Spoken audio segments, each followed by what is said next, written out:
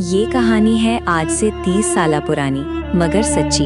अबेटाबाद से बराए रास्ता मरी रावलपिंडी का सफ़र और अकेला मुसाफिर। सर्दियों की लंबी और खौफनाक सख्त अंधेरी रातें थीं।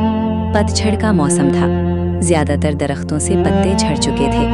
एक अकेला मुसाफिर जिनका नाम तैमूर शाह था, जो इंतहाई तेज़ रफ्तारी के साथ अपनी मंजिल रावलपिंडी की जानिब रवां-दवां थे, जिनका ताल्लुक अबेटाबाद शहर से था।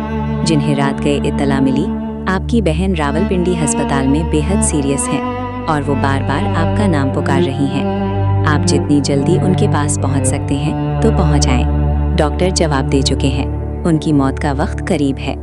आधी रात का वक्त और नथिया गली का वीरान सुनसान घना जंगल, जिसके वीराने की इतनी वहशत आज भी है, जहां मौजूदा दौर में रात तो बहुत दूर की बात, जिसका डर और खौफ दिन के वक्त भी आदम की औलाद के दिलों में कहीं न कहीं जरूर मौजूद रहता है।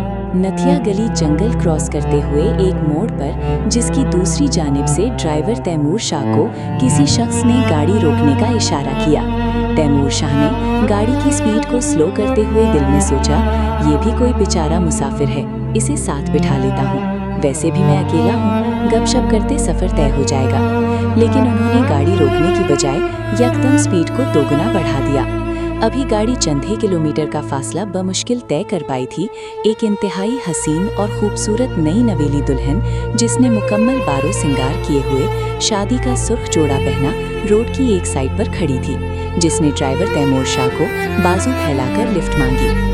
तैमूर शाह ने गाड़ी को रोकते हुए फौरन उसे गाड़ी में बैठने की ऊंची आवाज़ लगाई, जल्दी गाड़ी में बैठ जाओ। नई नवेली दुल्हन ने गाड़ी का पिछला दरवाज़ा खोला और यकदम सीट पर बैठ गई। तैमूर शाह ने गाड़ी को फिर से भगाना शुरू कर दिया। ड्राइवर ने उस दुल्हन से पूछा, आप आधी रात को इस खौफनाक और घने जंगल में अकेली क्या कर रही थी? दुल्हन ने जवाब देते हुए कहा, मेरी शादी जिस शख्स से तय पाई, मैं उसे पसंद नहीं करती, इसलिए बहुत दूर का सफ़र पैदल तय करती हुई जहाँ से आपने मुझे गाड़ी में बिठाया वहाँ पहुँची।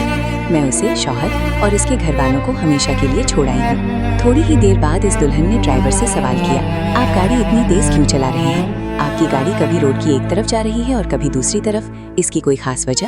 ड्राइवर ने कहा, जिस जगह से आपको गाड़ी में बिठाया वहाँ से चंद किलोमीटर पीछे एक शख्स ने मुझे गाड़ी रोकने का इशारा किया। मैं गाड़ी रोकने ही वाला था कि अचानक मेरी नज़र उस शख्स के पाँव पर पड़ी, जिसके बाद मैं बेहद खौफजदा हूँ और मुझ पर कभी-कभी तारी है। वो शख्स जो गाड़ी रोक रहा था, वो इंसान नहीं बल्कि अल्लाह ताला की बनाई कोई और मखलूक थी। दुल्हन, आपने उसके पाँव में इतना क्या खास देखा? ड्राइवर, इसके पाँव उल्टे थे, वो इंसान नहीं बल्कि 100% जिन या अल्लाह ताला की दूसरी मखलूक थी। दुल्हन ने कहा, क्या आपने मेरे पाँव नहीं देखे? ड्राइवर ने कहा, नहीं। दुल्हन, मेरे पाँव आप देख लें और डरना बिल्कुल भी नहीं, मैं तुम्हारा दिल निकाल लूंगी।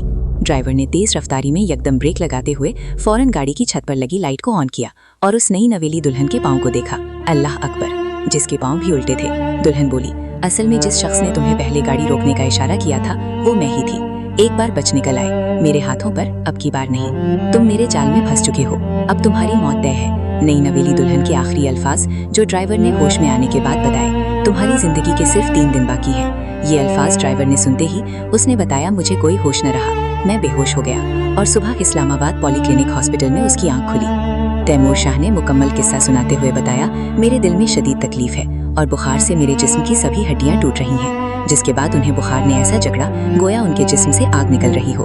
ड्राइवर तैमूर शाह चुड़ैल मासी के बताए हुए ठीक तीसरे दिन चल बसे और मालिक हकीकी से जा मिले।